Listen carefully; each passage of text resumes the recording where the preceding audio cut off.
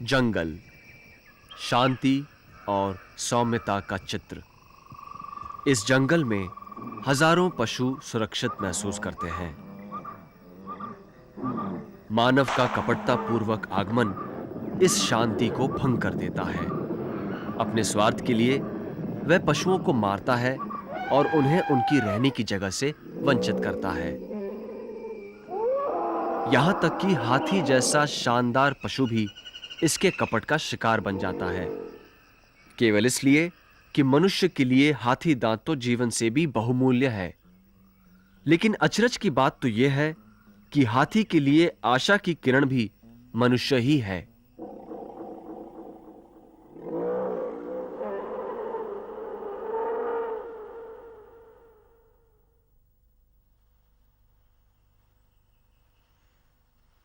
हाथी एक मिलनसार पशु है। वे आमतौर से झुंडों में घूमते हैं।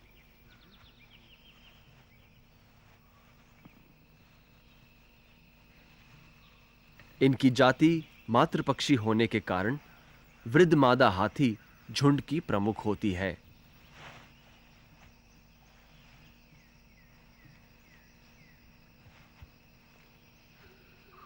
हाथियों के जीवन के तौर तरीके की जानकारी प्राप्त करने के लिए बॉम्बे नेचुरल हिस्ट्री सोसाइटी के वैज्ञानिक 1984 में मुधमलाई आए।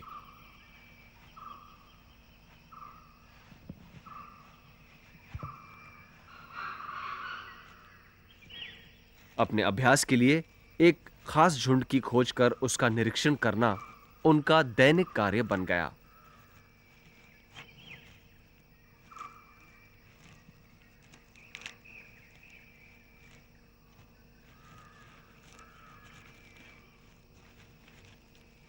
हर सुबह वैज्ञानिक अजय देसाई चेन्ना नामक ट्रेकर के साथ हाथियों की तलाश में निकल पड़ते हैं। हाथियों की खोज करने का एकमात्र तरीका है कि उनके पीछे छोड़े गए कुछ खास निशानों का अनुसरण करना, जिसे ट्रैकिंग कहते हैं।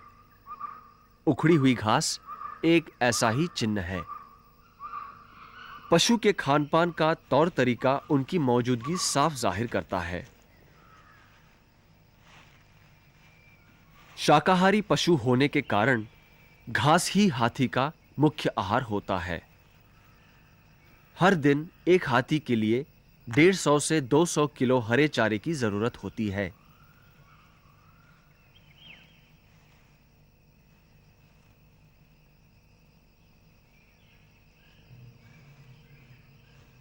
खाते समय वे अपने मौजूदगी और समय की सूचना पीछे छोड़ जाते हैं।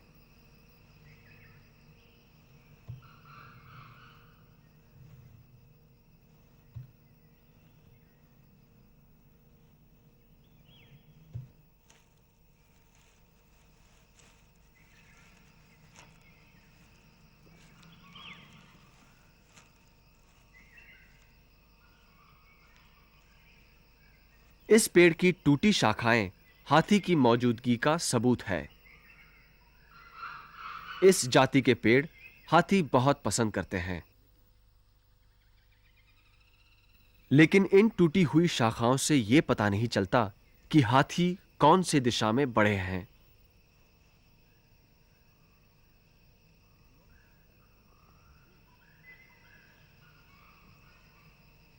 अपने खाने की तलाश में हाथी प्रतिदिन 3 से लेकर 5 किलोमीटर तक की दूरी तय कर लेते हैं और इसी कारण अजय का उनको खोजने का काम और भी मुश्किल हो जाता है।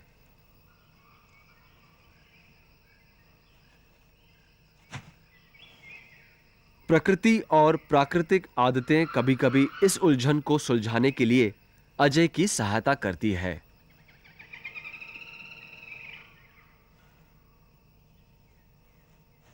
हाथियों को रहने के लिए विशाल सुरक्षित क्षेत्रों की जरूरत होती है।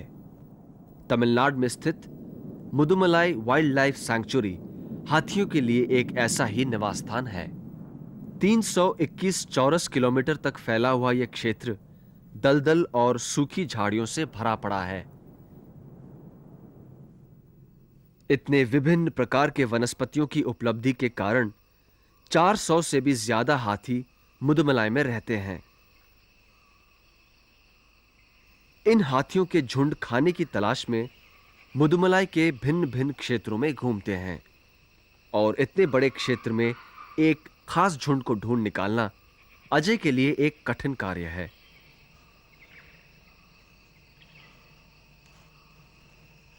चार घंटों की खोज के बाद चेन्ना को एक गोबर का ढेर मिल जाता है।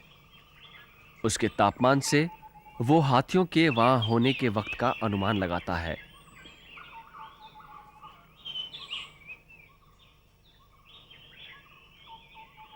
चींटियों के घर पर हाथी दांत का निशान क्रुद्ध हाथी का निश्चित चिन्ह है। अपना क्रोध जताने के लिए चींटियों का घर एक अवश्य निशाना होता है।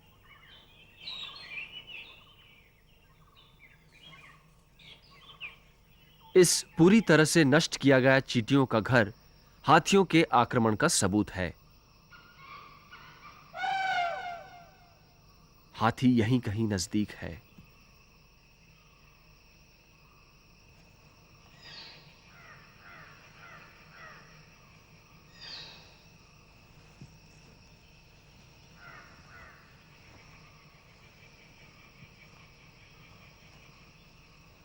और इतने परिश्रम के बाद यह होने का काफी संभव है। अजय झुंड के इतने नजदीक था, लेकिन उसका दिशा का अनुमान गलत निकला। इतनी नजदीकी, फिर भी कोसों दूर।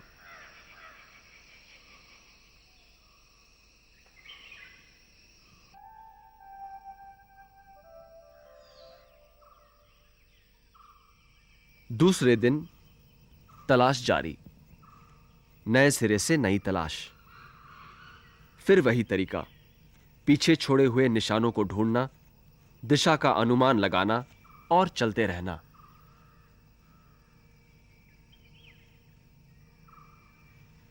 लेकिन आज किस्मत ने अजय का साथ दिया। आखिरकार उसने झुंड को ढूंढ ही निकाला।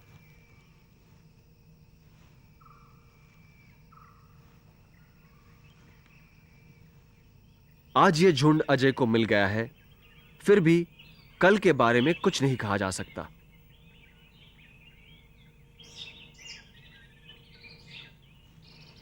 ट्रैकिंग एक कठिन और अनिश्चित तरीका है, फिर भी इसी तरीके से अजय को हाथियों के झुंड को ढूंढना पड़ता है। लेकिन इसके पीछे अजय की निजी कला और कुछ हद तक किस्मत का बड़ा हाथ है। अजय को ऐसे किसी तकनीक की जरूरत है जिससे कि वह किसी भी समय एक खास झुंड का सही पता लगा सके। वास्तव में बीएनएचएस के वैज्ञानिक इसी दिशा में काम कर रहे हैं। वह हाथियों के साथ एक सांदेशिक संबंध जोड़ने वाले हैं। बुमा कलर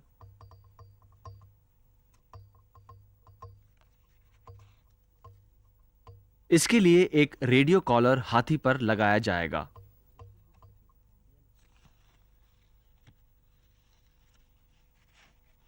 इस कॉलर पर लगाया हुआ ट्रांसमीटर रेडियो सिग्नल भेजता है। एक एंटेना द्वारा यह सिग्नल ग्रहण किया जाता है और रिसीवर इस सिग्नल को ध्वनि में बदल देता है। ट्रांसमीटर में लगाई गई लिथियम बैटरी 3 साल तक चलती है। लेकिन जंगली हाथी को यह कॉलर लगाने के लिए उसे बेहोश करना पड़ता है, जिसे ट्रैंक्विलाइजेशन कहते हैं। यह खास बंदूक ट्रैंक्विलाइजिंग डार्ट चला देगी। टीम के प्रमुख डॉक्टर कृष्णमूर्ति यह डार्ट तैयार कर रहे हैं।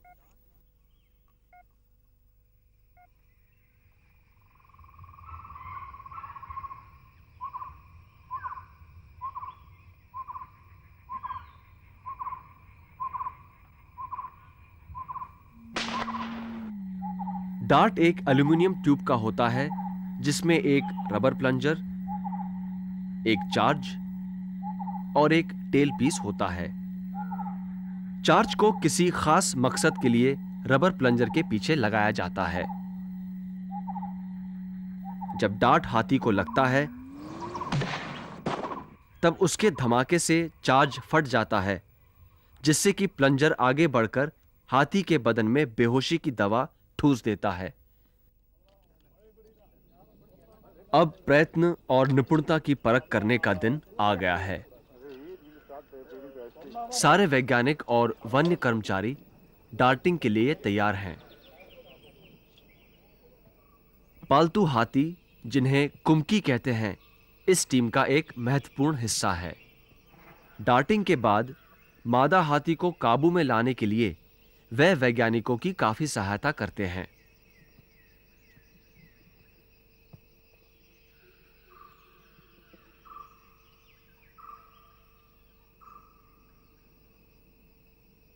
पिछले 3 दिनों से चुना हुआ हाथी निरंतर निरीक्षण में है।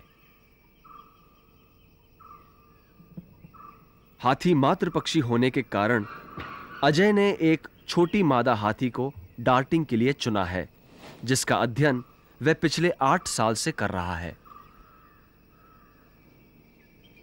इस मादा को कॉलर लगाने से अजय को केवल उसकी ही नहीं बल्कि पूरे झुंड के गतिविधियों की भी जानकारी मिल जाएगी। डॉक्टर कृष्णमूर्ति का अनुभव और निपुणता यहां महत्वपूर्ण काम करती है।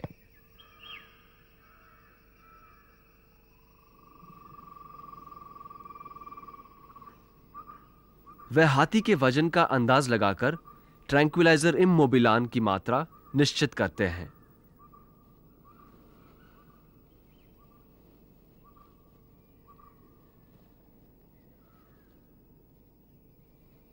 वह मादा हाथी के स्वस्थ होने की पुष्टि भी करते हैं।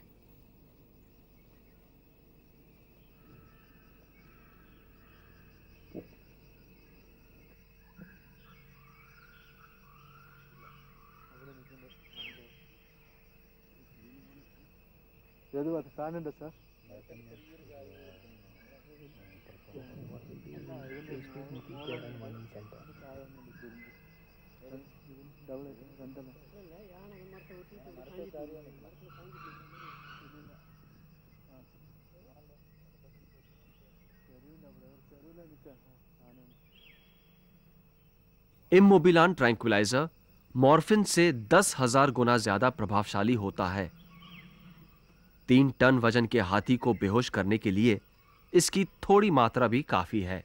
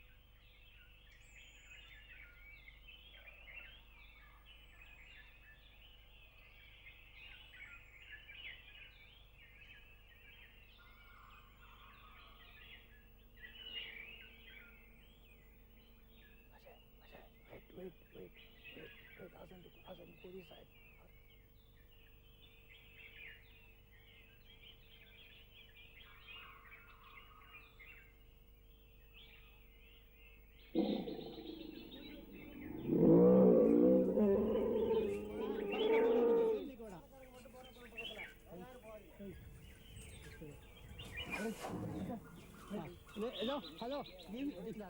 Yes, sir. Very syringe ಕೊಡುಗ ಮಣಿ No.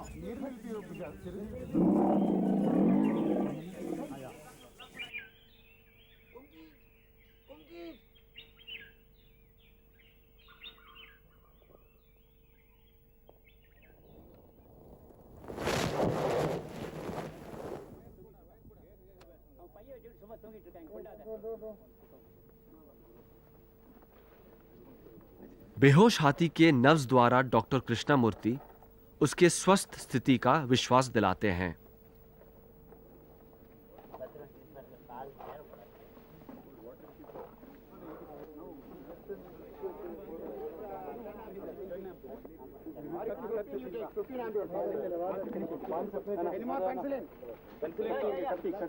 हाथी को लॉन्ग एक्टिंग पेनिसिलिन का इंजेक्शन दिया जाता है ताकि डार्टिंग के बाद गिरते समय जो भी घाव उसे लगा हो उससे होने वाले किसी भी खतरे से वह सुरक्षित रहे।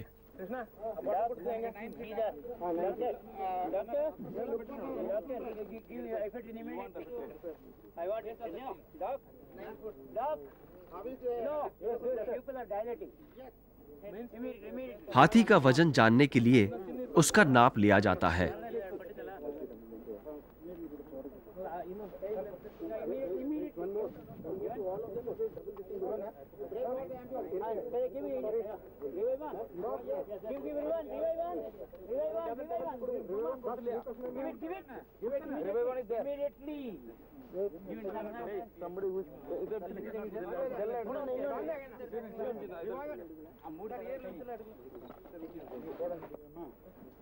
रिवाइवॉन का इंजेक्शन कुछ ही मिनटों में हाथी को होश में लाएगा।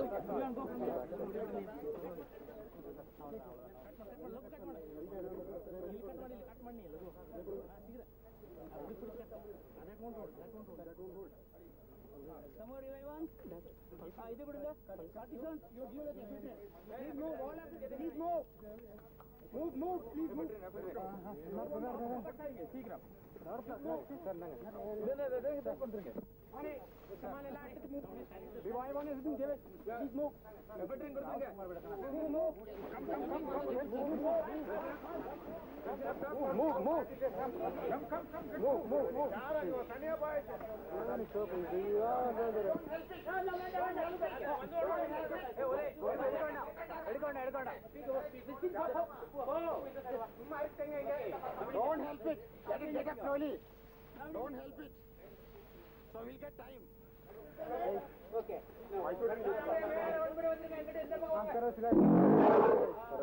ये रेडियो कॉलर अब इस हाथी के साथ हर जगह रहेगा। अगले 3 साल तक ये कॉलर अजय को इस हाथी के गतिविधियों की सूचना देती रहेगी। वैज्ञानिकों ने उसका नाम हरिणी रखा है। रेडियो कॉलर ने इस मादा हाथी को एक अलग सी पहचान दी है।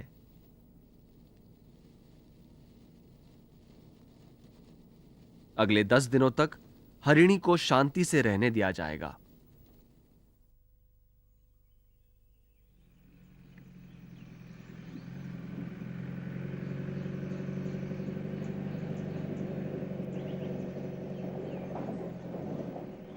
अब हरिणी को खोजने का समय आ गया है।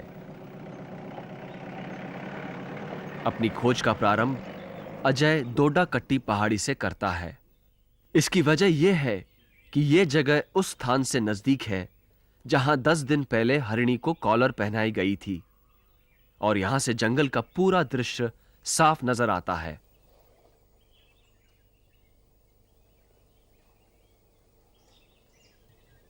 अपने यागी एंटेना से अजय सारा जंगल छानता है।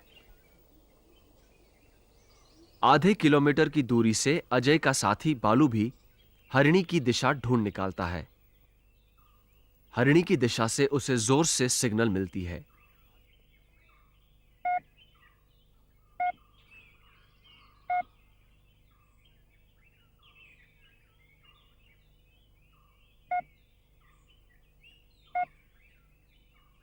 अब अजय और बालू के पास हरिणी की दो स्वतंत्र स्थितियां हैं। इनके कटाव का स्थान ही अब हरिणी का स्थान है। रेडियो ट्रांसमीटर और रिसीवर द्वारा जानवरों को ढूंढने की विधि को रेडियो टेलीमेट्री कहते हैं।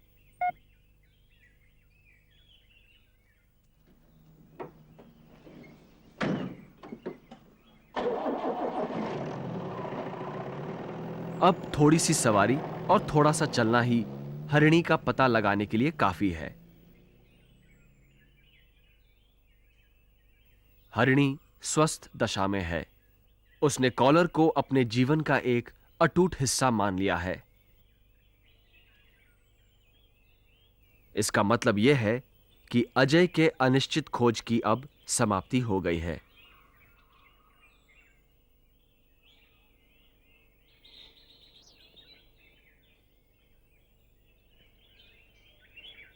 बॉम्बे नेचुरल हिस्ट्री सोसाइटी ने अब 6 और हाथियों को कॉलर लगाने की योजना बनाई है। इसके द्वारा मुदुमलाई के बहुत से हाथियों के गतिविधियों की तथा उनके जीवन के तौर तरीके की जानकारी प्राप्त करने में सहायता मिलेगी। जितना हम हाथियों के बारे में ज्यादा जानें, उतनी ही अच्छी तरह से हम प्रकृति को संभाल पाएंगे, उनके लिए और अपने लिए भी।